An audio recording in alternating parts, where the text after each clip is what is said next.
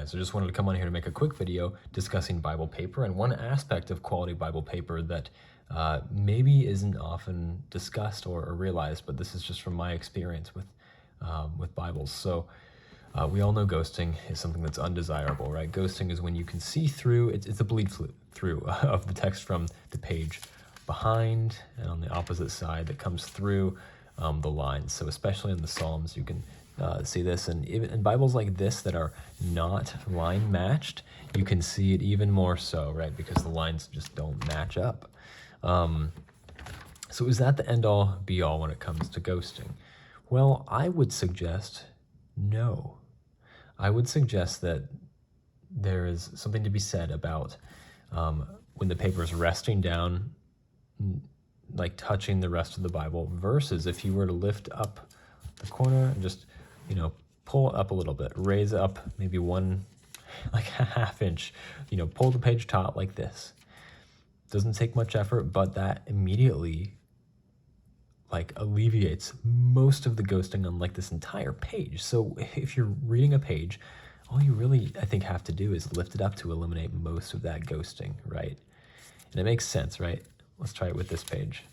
So look at all this ghosting here, and you just lift it up. As long as it's off the page a little bit, you're only really going to see what's on the other side of that page. So it really does actually greatly, the difference between it being laying flat there, you can see, for example, the chapter 2 and 3 there, lift it up, and you can't see the 2 anymore. You still see the 3 because that's on the back side of this page. You're not going to get rid of that, but you will not see what's on this page, right?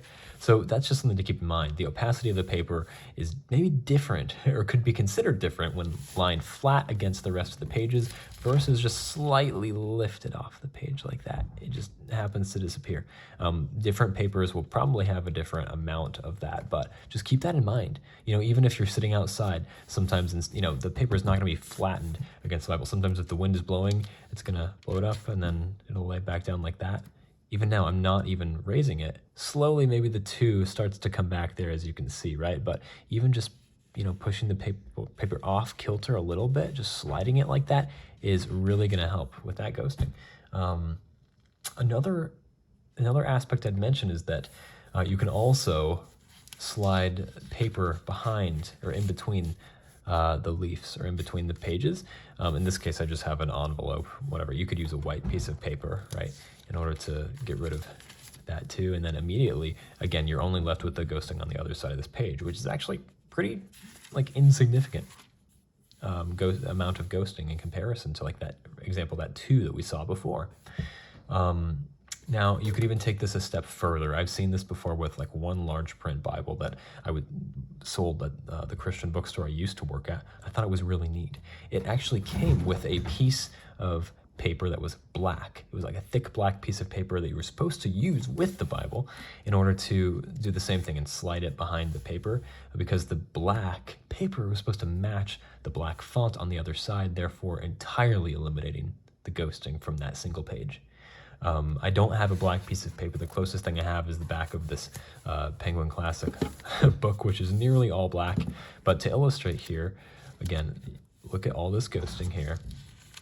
Lift up the page. There's still a little bit left, but if you use a black background,